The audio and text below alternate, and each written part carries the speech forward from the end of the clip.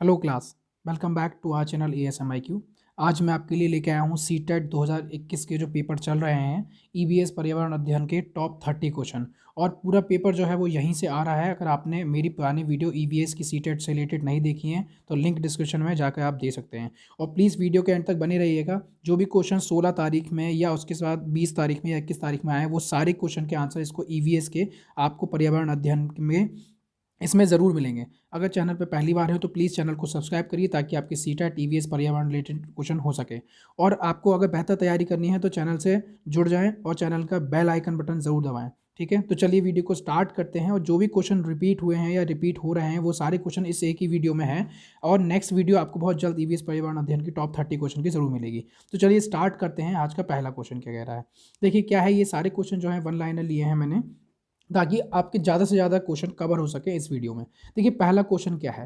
पहला क्वेश्चन कह रहा है कि राजस्थान के जोधपुर जिले में खेजड़ी नामक एक गांव है। आज से 300 वर्ष पहले यहाँ की महिलाओं में खेजड़ी के वृक्ष को बचाने के लिए अपनी जान कुर्बान कर दी थी। और इस आंदोलन का नेतृत्व किसने किया था, वो किया था अमृता बिश्नोई ने। पूछ लेता है कि राजस्थान के जोधपुर में खेजड़ी नामक एक गाँव है, उसका नेतृत्व जो है वृक्ष को बचाने के लिए किसने किया था, तो किसने किया था, अमृता बिश्नोई ने किया था। और बिश्नोई जो थी बिश्नोई संप्रदाय के लोग क्या है, खिचड़ी वृक्षों को भी नहीं काटते थे। जो खिचड़ी वाले खिचड़ी वृक्ष जो होते थे वो उसमें नहीं काटते थे। और ये मानते थे कि उन देवी देवताओं को जो वास होता है वो काले हिरणों में होता है। तो जो उनका जो वास होता है, देवी देवता जो वास करते हैं वो कहाँ वास करते हैं, काले हिरणों में। तो खिचड़ी से एक आ रहा है, खिचड़ी कहाँ पे है, राजस्थान के जोधपुर जिले में है। तो इस चीज़ का ध्यान रखिएगा। अब आता है कि वन सप्ताह मनाया जाता है। वन सप्ताह कब मनाया जाता है, तो मनाया जाता है जुलाई के प्रथम सप्ताह मनाया जाता है। और जो वन महोत्सव जो थी, वन महोत्सव जो होता है उसकी शुरुआत कब की थी, तो उसकी शुरुआत की थी KM मुंशी जी ने। कब की थी, 1950 में। ये क्वेश्चन आपका सीटेट के प्रीवियस पेपर का है। ठीक है, तो 1950 में वन महोत्सव की स्टार्टिंग हुई थी। किसने करी थी, KM मुंशी जी ने करी थी। ठीक है, और मैंने आपको खिचड़ी के बारे में देखिए ऊपर ही पढ़ाया था। खिचड़ी का एक और नीचे प्रश्न भी है क्या, कि खिचड़ी एक पेड़ है, रेगिस्तान इलाके में खूब पाया जाता है। ये क्या है, ये खिचड़ी नामक पेड़ है जो रेगिस्तान में खूब पाया जाता है। इसे ज़्यादा पानी की ज़रूरत नहीं होती। इस पेड़ की छाल दवा के काम में आती है। तो कहाँ के काम आती है, इस जो पेड़ की छाल होती है तो उसकी क्या होती है, वो दवा के काम आती है। और इसकी लकड़ी को कीड़ा भी नहीं लगता। और फलों की कलियों की सब्जियाँ भी इसकी बनाई जाती हैं। तो ये क्या होता है, खिचड़ी नामक रेगिस्तान में जो वृक्ष पाया जाता है उसकी कलियों की क्या होता है, सब्जी भी बनाई जाती है। ठीक है, अब क्या है नेक्स्ट क्वेश्चन देखिए, कह रहा है चिपको आंदोलन। चिपको आंदोलन से भी क्वेश्चन रिपीट होता है। तो चिपको आंदोलन क्या था, जिसका नेतृत्व किसने किया था, सुंदरलाल बहुगुणा ने किया था। किसने किया था, सुंदरलाल बहुगुणा ने इसका नेतृत्व किया था। और इसका जो स्टार्टिंग हुई थी वो कहाँ हुई थी, वो हुई थी उत्तराखंड के चमोली जिलों के रेडी गांव में से 1970 ईस्वी में हुई थी। इस आंदोलन की शुरुआत किसने की थी, गोरा पंत ने की थी। किसने, गोरा पंत। देखिए आप ध्यान से यहाँ पे दिया हुआ है कि गोरा पंत जी ने इसकी शुरुआत की थी। और जो इसके आंदोलन के नेता जो थे वो कौन थे, सुंदरलाल बहुगुणा। तो पूछ लिया जाता है कब हुई थी, चमोली जिले, उत्तराखंड के चमोली जिले रेडी गांव से 1970 में हुई थी। वीडियो को थोड़ा फास्ट करते हैं ताकि वीडियो लंबी ना हो सके और ज़्यादा से ज़्यादा क्वेश्चन आपको इस वीडियो में कवर हो सके। ठीक है, अब क्या है, चमकते सितारे उन साधारण लड़कियों की असाधारण कहानियां हैं जिन्होंने स्कूल जाकर अपनी ज़िंदगी बदल दी थी। तो चमकते सितारे क्या है, एक कहानी है जो असाधारण कहानी है जिन्होंने स्कूल जाकर अपने बच्चों की ज़िंदगी जो थी लड़कियों ने अपनी बदल ली थी। ठीक है, चलते हैं नेक्स्ट। आके यार नेक्स्ट क्वेश्चन क्या कहता है, कह रहा है बिहार के मुजफ्फर जिले में बड़े पैमाने पर लीची की खेती होती है। ध्यान रखना ये आ रहा है क्वेश्चन की आपके 17 तारीख के सॉरी जो 16 तारीख को पेपर था उसके आया था कि जो लीची की खेती होती है सबसे ज़्यादा कहाँ होती है, तो कहाँ होती है, बिहार के मुजफ्फरपुर जिले में सबसे ज़्यादा लीची की खेती होती है। और लीची के बागों में मधुमक्खी पालन किया जाता है। कहाँ पे, लीची के बागों में ही मधुमक्खी पालन किया जाता है। पूछ लेता है कि मधुमक्खी पालन सबसे ज़्यादा कहाँ होता है, तो बिहार के मुजफ्फरपुर जिले में, जहाँ पे बड़े पैमाने पर लीची की खेती होती है वहाँ पे मधुमक्खी पालन किया जाता है। और क्या कह रहा है कि लीची के बागों में तैयार की गई शहद अच्छे गुणों की एवं खुशबूदार होती है। मधुमक्खी पालन को क्या कहते हैं, एपीकल्चर कहते हैं। तो जो ध्यान रखना है, पूछ लेता है कि मधुमक्खी पालन को क्या कहते हैं, एपीकल्चर कहते हैं। और उसमें जो शहद के अच्छे गुणों की एवं खुशबूदार होती है, क्या होती है, शहद जो होती है वो अच्छे गुणों की और खुशबूदार मतलब बढ़िया क्वालिटी में एकदम होती है। कहाँ पे, बिहार के मुजफ्फरपुर जिले में जहाँ पे लीची की खेती होती है वहीं पे मधुमक्खी पालन होता है। कब होता है तो पूछता है कि देखिए मछली क्या होता है, कि पूछ लेता है कि मधुमक्खी पालन कब होता है, तो होता है अक्टूबर से दिसंबर तक के समय। मधुमक्खियों के अंडे देने का समय होता है। मधुमक्खी उत्पादन का समय अक्टूबर से दिसंबर तक ही होता है। क्या होता है, सबसे ज़्यादा क्या होता है, उसका जो उत्पादन होता है वो क्या होता है, मधुमक्खी उत्पादन का समय जो होता है वो अक्टूबर से दिसंबर के बीच में होता है। और उसी समय ये अंडे देती हैं जिससे मधुमक्खी पालन जो पूरा स्टार्ट हो जाता है।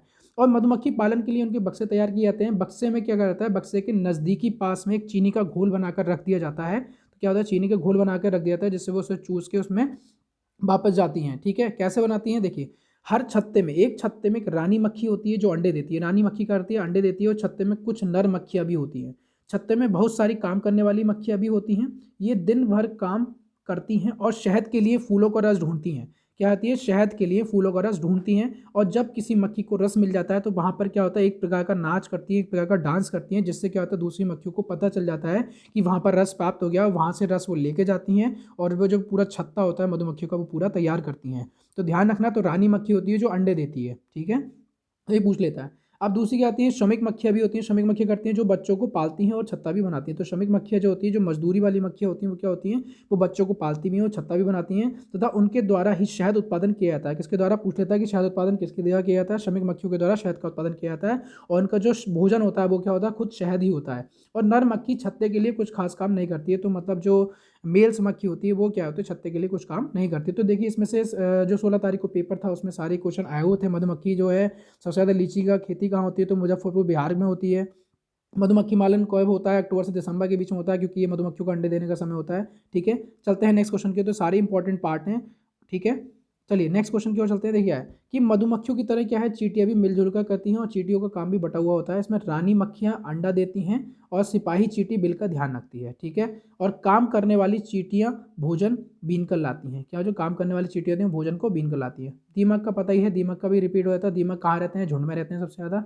एक सबसे ज़्यादा इंपॉर्टेंट क्वेश्चन आ रहा है जो हमारा 86वां संविधान संशोधन से है। ठीक है, ये बहुत ज़्यादा इंपॉर्टेंट क्वेश्चन है, ये ध्यान रखना ये वाला।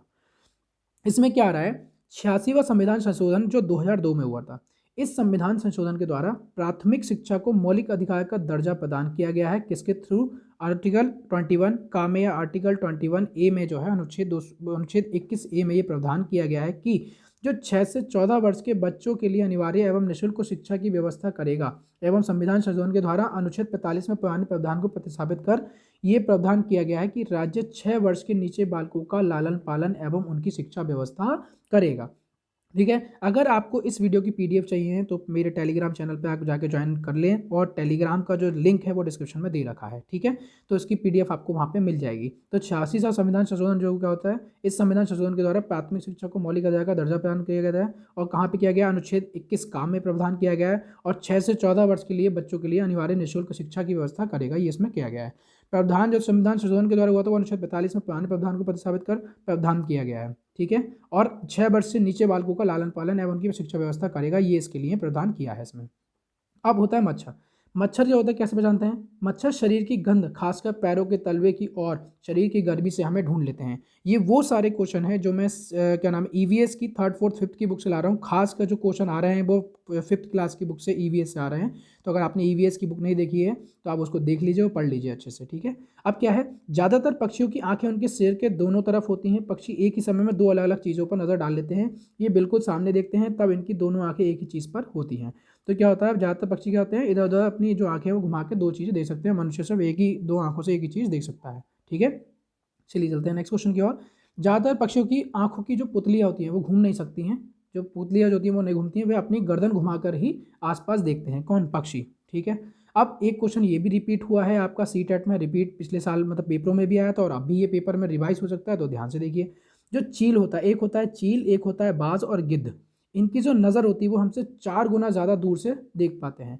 मतलब क्या है कि जो चीज़ें हम 2 मीटर की दूरी से देखते हैं वही ये चीज़ें 8 मीटर की दूरी से देख लेते हैं। कौन, चील, बाज और गिद्ध जो है उनकी निगाह जो होती है वो हमसे 4 गुना, यानी 2 का जो 4 गुना होता है वो 8 होता है। तो 8 मीटर की दूरी से ही ये चील, बाज, गिद्ध जो है अपना शिकार देख लेते हैं और उसको मतलब खाने के लिए उसको उठा लेते हैं या उसको मार के ले जाते हैं। ठीक है, अब क्या होता है, दिन में जागने वाले जानवर कुछ रंग देख पाते हैं। रात में जागने वाले जानवर जो होते हैं, जो रात में जागते हैं वो सब सफ़ेद और काला ही देख पाते हैं, उनको उसके अलावा कोई कलर दूसरा नहीं दिखाई देता है।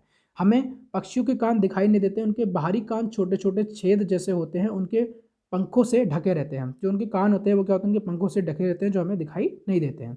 अब होता है सांप की, सांप हमें कैसे किसी चीज़ को देखता है, सांप कैसे किसी चीज़ का पता करता है, तो सांप जमीन पर हुए कंपन को ही सुन पाता है, तो जिसकी वजह से वो सारा सुन लेता है और सारा चीज़ का उसका आभास हो जाता है कि कहाँ पे खतरा है कहाँ पे नहीं है। अब आती हैं मछलियाँ। मछलियाँ खतरे की चेतावनी एक दूसरे के बिजली तरंगे होती हैं जो उसको देती हैं, जिससे पता लग जाता है मछलियों की वहाँ पे खतरा है, तो मछलियाँ वहाँ पे नहीं जाती है। तो बिजली तरंगों के थ्रू वो खतरे की चेतावनी देती हैं। अब आता है सबसे ज़्यादा इंपॉर्टेंट ये कि 26 दिसंबर 2004 में आए सुनामी में कुछ समय पहले जानवरों के अजीब व्यवहार और उनके द्वारा दी गई चेतावनी भरी आवाज़ों को अंडमान की एक खास आदिवासी जाति समझ गई थी। उन्होंने वह इलाका खाली कर दिया था। इस प्रकार की जाति के लोग सुनामी के कहर से अपनी जान बचा पाए थे। ठीक है, तो यहाँ पे लिख लेना, ये थोड़ा शायद टाइपिंग में दिक्कत हो गई है। तो यहाँ पे क्या है, कहर से अपनी जान बचा पाए थे। ठीक है, अब चलते हैं नेक्स्ट क्वेश्चन। देखिए सबसे मोस्ट इंपॉर्टेंट क्वेश्चन, स्लॉथ का क्वेश्चन बार बार हर साल, पुराने साल भी में भी रिपीट हुआ, इस साल भी रिपीट हो रहा है। तो देखिए आपको एक जानवर यहाँ पे दिखाया गया है, ये जो है पत्ते खा रहा है, और ये क्या होता है, हमेशा पेड़ों से उल्टा लटक के ही रहता है। कैसे, देखिए यहाँ लिखा हुआ है स्लॉथ क्या चीज़ है। स्लॉथ एक जो होता है, स्लॉथ जो होता है, ये भालू जैसा दिखते हैं पर भालू नहीं होते हैं। ये दिन के करीब 17 घंटे पेड़ों से उल्टे लटक कर मस्ती से सोते हैं, और सबसे लेजी और सुस्त जानवर होता है ये जिस पेड़ पर रहते हैं उसी के पत्ते खाकर पलते हैं। देखिए पत्ते खा रहा है यहाँ पे इस वीडियो में, देखिए इसमें जो है आपका जो पिक्चर है इसमें दिखा रहा है कि ये पत्ते खाते हैं, इसलिए इन्हें कहीं और जाने की ज़रूरत ही नहीं पड़ती। जब यह अपने पेड़ों के सारे पत्ते खा लेते हैं तभी वे पास के पेड़ पर चले जाते हैं। जो दूसरा पेड़ होता है, जब उस पेड़ के पत्ते खाली करते हैं दूसरे पेड़ के पत्तों पर खाने के लिए चले जाते हैं, और लगभग 40 वर्ष तक अपना पूरा जीवन जो काटते हैं वो मुश्किल से सिर्फ 8 पेड़ पर ही घूमने की तकलीफ उठाते हैं। मैंने बताया जैसे कि ये सुस्त जानवर होता है, ठीक है, कौन, स्लॉथ, जो भालू जैसा दिखता है, ठीक है। और ये क्या होता है, सबसे मैंने बताया सबसे सुस्त जानवर होता है, मतलब ये सप्ताह में सिर्फ एक बार ही शौच करने के लिए पेड़ से नीचे उतरता है। शौच का मतलब जो है टॉयलेट, वॉशरूम वगैरह जो आप लोग यूज़ कर सकते हैं, तो एक सप्ताह में सिर्फ एक ही बार ही क्या होता है, शौच करने के लिए पेड़ से नीचे उतरता है। तो इतना आलसी जानवर होता है। तो देखा, आपने नहीं देखा तो देख लीजिए, पिक्चर में दिखाया हुआ है, ये उल्टा हमेशा ऐसे लटक के ही रहते हैं पेड़ से, ठीक है। ये बहुत इंपॉर्टेंट है, आने वाले सीटेट में आ भी रहा है, तो ध्यान से इस चीज़ को पढ़ लेना, ठीक है। अब चलते हैं नेक्स्ट क्वेश्चन, हांगकांग। देखिए ये बहुत क्वेश्चन रिपीट हो रहा है, ये सबसे इंपॉर्टेंट क्वेश्चन है सारे के सारे, ठीक है, तो ध्यान से देखना। ये आता है कि सांप के बने भोजन लिंग हु फैन कहा जाता है, तो कहाँ खाते हैं, क्या है, तो ये हांगकांग में लोग सांप खाते हैं। जो सांप से बने भोजन होते हैं उनको ही लिंग हु फैन के नाम से जाना जाता है। कहाँ पे, हांगकांग में, ठीक है। और दूसरा क्या है, कश्मीर। कश्मीर के जो लोग होते हैं वो क्या होते हैं, सरसों के तेल में बनी मछली खाते हैं। कहाँ के लोग, कश्मीर के लोग। और गोवा के लोग क्या खाते हैं, वो नारियल में तेल में बनी समुद्री मछली खाते हैं। अब एक क्वेश्चन आता है टेपियोका से। टेपियोका क्या चीज़ है, टेपियोका क्या चीज़ है, ये एक डिश होती है जो केरल के लोग नारियल में डली हुई करी के साथ टेपिकोआ को खा जाते हैं, या टेपिकोआ को खाते हैं, ठीक है, टेपिकोआ को खाते हैं केरल के लोग नारियल में डली हुई करी के साथ, ठीक है। एक आया था, ये 6 बिंदुओं पर जो आधारित होती है, लुई ब्रेल फ्रांस लिपि। किसके होते हैं, जो लोग अंधे होते हैं उसको क्या होते हैं, छू के पढ़ते हैं उसको, ठीक है। तो लुई ब्रेल जो थे फ्रांस देश के रहने वाले थे, और जिन्होंने छूकर पढ़ने की विधि को खोज ली थी, जिसे ब्रेल लिपि कहा जाता है। सो क्या आता है, ये ब्रेल लिपि होती है। ब्रेल लिपि किसने की थी, लुई ब्रेल जो साइंटिस्ट थे फ्रांस के, उन्होंने इसकी आविष्कार किया था, क्योंकि उन्हें नहीं दिख पाता था, जिसकी वजह से उन्होंने छूने के हिसाब से पढ़ने के लिए ये चीज़ बनाई गई थी। किस पर आधारित, ये 6 बिंदुओं पर आधारित होती है, और ब्रेल लिपि के चलते अंधे लोग ही पढ़ पाते हैं, जो बेचारे ब्लाइंडनेस होते हैं उनके लिए ये चीज़ बनाई गई है ताकि वो इससे पढ़ सकें, ठीक है। अब क्या है, असम में अत्यधिक वर्षा होती है, अधिकांश मकान लकड़ी के बने होते हैं। ध्यान रखना, असम और राजस्थान से आ रहे हैं ये क्वेश्चन, कि मकान जो होते हैं लकड़ी के वो कहाँ बने होते हैं, तो असम में अत्यधिक वर्षा होती है जिसकी वजह से मकान लकड़ी के बने होते हैं। और मकान जो होता है बांस के द्वारा निर्मित प्लेटफॉर्म पर बनाए जाते हैं। कहाँ पे, बांस के जो मकान होते हैं वो उसके प्लेटफॉर्म पर बनाए जाते हैं। अब राजस्थान का क्वेश्चन आ रहा है। राजस्थान का क्या है कि राजस्थान में कम वर्षा होती है और घर की दीवारें मिट्टी की बनाई जाती हैं, और छतें जो होती हैं, छाते नहीं है ये, छतें हैं, छतें जो मतलब रूफ जिसको बोलते हैं, जो छतें होती हैं वो कटीली झाड़ियों से बनी होती हैं, ठीक है। काय से बनी होती हैं, कटीली झाड़ियों से बनी होती हैं। अब आता है कि जम्मू कश्मीर का क्वेश्चन भी बहुत आ रहा है भाई। देखिए जम्मू कश्मीर का क्या क्वेश्चन है, कह रहा है कि डल झील है, डल झील कहाँ पे है, जो कश्मीर के श्रीनगर में है, और यहाँ पर हाउस बोट बनाए जाते हैं। अब हाउस बोट क्या चीज़ है, हाउस बोट के बारे में 2-3 लाइनें दे देगा, पूछ लेगा, ईवीएस में पूछ रहा है वो, सीटेट में, ठीक है। तो श्रीनगर में बाहर से आए कई टूरिस्ट डल झील में हाउस बोट में रहते हैं। हाउस बोट जो होता है वो 80 फुट तक लंबे होते हैं, और जो इनके बीच की चौड़ाई होती है वो 8 से 9 फुट तक की होती है। कहाँ से होती है, 8 से 9 फुट तक के बीच की उनकी चौड़ाई होती है, ठीक है। बात समझ में आ गई। अब क्या है, हाउस बोट और कई बड़े घर की अंदर की छत पर लकड़ी की सुंदर नक्काशी होती है। इनमें एक खास डिज़ाइन खत्म बंद है, इसका नाम क्या है, खत्म बंद है, जो एक डिज़ाइन होता है। और जो जिक्स पजल आपने देखा होगा, जो पजल होती थी, जो बच्चे उसमें खेलते हैं पजल में, उसकी पजल की तरह ये डिज़ाइन उसमें दिखता है, ठीक है। किसमें, हाउस बोट के लिए बताया गया है, ठीक है। और प्लीज़ चैनल पे आप पहली बार हैं तो चैनल को सब्सक्राइब करिए, और पुरानी वीडियो जरूर देखना। अगर आपने ईवीएस की ये पुरानी वीडियो पढ़ ली तो उससे आपका सीटेट में अच्छा खासा स्कोर ईवीएस पर्यावरण अध्ययन में हो सकता है। तो प्लीज़ चैनल को सब्सक्राइब करिए और बेल आइकन का बटन दबाइए, और वीडियो को ज़्यादा से ज़्यादा शेयर करें, ठीक है। चलिए अब चलते हैं नेक्स्ट क्वेश्चन की ओर। नेक्स्ट क्वेश्चन क्या कहता है हमारा, क्या कहता है, देखिए नेक्स्ट क्वेश्चन हमारा क्या कहता है, कहता है बछेंद्री पाल से एक क्वेश्चन आ रहा है बार बार। बछेंद्री पाल क्या चीज़ है, कि बछेंद्री पाल के बारे में आप अच्छे से पढ़ लेना। बछेंद्री पाल जो है क्या है, 23 मन 1984 यानी 1984 को दिन में 1:07 पर 7 बजने पर या मतलब उसे हम PM भी बोल सकते हैं, या 1:07 पर 79,000 मीटर की चोटी पर जो माउंट एवरेस्ट है पर कदम रखा था। करीब 43 मिनट में दुनिया की सबसे ऊंची चोटी पर ये रही थी। अब इसलिए पूछ लेता है कि कितने लोग इसमें शामिल थे जो गए थे, तो 18 से 19 लोग शामिल थे, और 18 से 19 लोगों का एक ग्रुप था जो गए थे। लेकिन वहाँ पे कुछ तूफान आने की वजह से काफ़ी जो लोग थे वो वापस हो रहे थे, वापस लौट आए थे, जिसकी वजह से कुछ एक जो थी बछेंद्री पाली वो सब बची थी, उन्होंने ठान लिया था कि हाँ मुझे चढ़ना ही है। तो ध्यान रखना 18 से 19 लोगों का एक ग्रुप था जो गया था, ठीक है।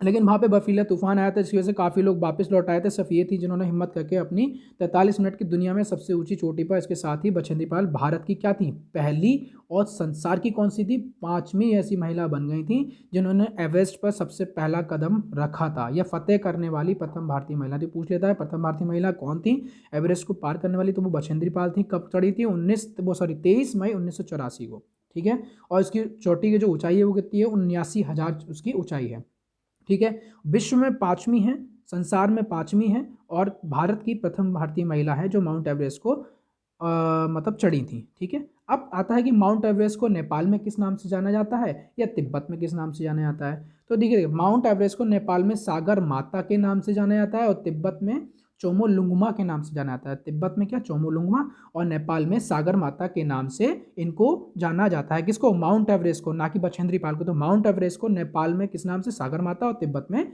चोमोलुंगमा के नाम से जाना जाता है। अब एक क्वेश्चन झारखंड से भी आया था, कुडुक से है, ठीक है। तो कुडुक का थोड़े बारे में पढ़ लेते हैं।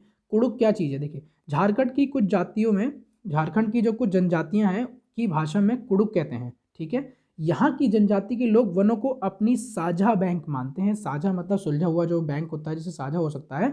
और सूर्यमणि, सूर्यमणि क्या है, एक लेडीज का नाम है, एक आदिवासी महिला थी जिसने वासवी देवी क्या थी, वो भी एक लेडीज है, को साथ मिलकर झारखंड की जंगल बचाओ आंदोलन की शुरुआत की थी। और सूर्यमणि जो थी वो कौन थी, कुडुक समाज से थी। और सूर्यमणि के द्वारा आदिवासियों के विकास के लिए एक सामुदायिक केंद्र खोला गया था। क्या खोला गया था, सामुदायिक केंद्र खोला गया था सूर्यमणि के द्वारा, जिसका नाम क्या था, तोरांग। क्या है, तोरांग। और तोरांग का जो मतलब होता है वो क्या होता है, जंगल। क्या होता है, तोरांग का मतलब जंगल होता है। देखिए तोरांग से रिलेटेड आता है कि तोरांग क्या चीज़, तो ध्यान रखना कि झारखंड की कुछ जातियों, कुछ जो जनजातियां होती हैं कि भाषा को कुडुक कहते हैं, और तोरांग का जो असली मतलब होता है वो जंगल होता है, ठीक है। अब क्या है, तोरांग में कुडुक समाज और अन्य आदिवासियों की खास किताबों को संभाल कर रखा गया है। गाने बजाने की कई चीज़ें जैसे बांसुरी, तरह तरह के ढोल और भी सारी चीज़ें थी जो वहाँ की आदिवासियों ने खास किताबों को संभाल कर रखा गया है, ठीक है। और गाने बजाने की चीज़ें भी, ये सारी चीज़ें उसमें रखी गई हैं। किसमें, ये झारखंड की बात हो रही है, कुडुक जो भाषा है वो झारखंड की है, ध्यान रखना, ठीक है। और किसने वो किया था इसका, दो सूर्यमणि थी जिन्होंने इसके एक सामुदायिक केंद्र खोला था। पूछ लेता है कि जो केंद्र खोला था, सामुदायिक केंद्र किसने खोला था, तो सूर्यमणि ने खोला था आदिवासियों के विकास के लिए, ठीक है। जिसका नाम क्या था, सामुदायिक केंद्र जो खोला था, जो उन्होंने एक सोसाइटी खोली थी, क्या था उसका नाम था, तोरांग। तोरांग का मतलब क्या होता है, जंगल, ठीक है। तो चलिए अब चलते हैं आगे क्वेश्चन की ओर। आगे क्या कहता है, देखो एक ये आता है मोस्ट इंपॉर्टेंट क्वेश्चन है ये 5th क्लास का, शिकारी पौधा। इसको हम शिकारी पौधा के नाम से जानते हैं, या आप वीडियो में ये जो पिक्चर देख रहे हैं, पिक्चर में दिखा रहा होगा नेपेथीन्स दिखा रहा है, यहाँ पे देखिए नेपेथीन्स के नाम से जाना जाता है। इसके बारे में पढ़ते हैं क्या है, ठीक है। ये पूछ लेता है कि शिकारी पौधा सबसे ज़्यादा कहाँ पाया जाता है। देखिए शिकारी पौधा जो होता है, कुछ ऐसे पौधे भी होते हैं जो चूहों, मेंढकों और कीड़े मकोड़ों और छोटे जीवों का शिकार करते हैं। इनमें निपेथिन्स सबसे ज़्यादा मशहूर है। निपेथिन्स क्या है, पौधे का नाम है। और क्या है, ये कहाँ पाया जाता है, ये पूछ लेता है कहाँ पाया, तो ध्यान रखना ये ऑस्ट्रेलिया में, इंडोनेशिया में और भारत के मेघालय राज्य में पाया जाता है। कौन, निपेथिन्स शिकारी पौधा जो होता है, ठीक है। इसका काम क्या होता है, ये अपना भोजन कैसे बनाता है, ये छोटे चूहे, मेंढक और कीड़ों आदि को अपना शिकार बनाता है। इसका कारण क्या है, ये लंबे घड़े जैसा होता है जिसके ऊपर पत्ती का ढक्कन लगा होता है। ये देखिए ये वाले पिक्चर में आपको दिख रहा होगा, इसके ऊपर एक ये छोटा सा ढक्कन लगा हुआ है। घड़े से घास जो होती है, घड़ा जो होता है घड़े जैसा होता है, ये पूरा देखिए घड़े जैसा दिख रहा होगा आपको पिक्चर में।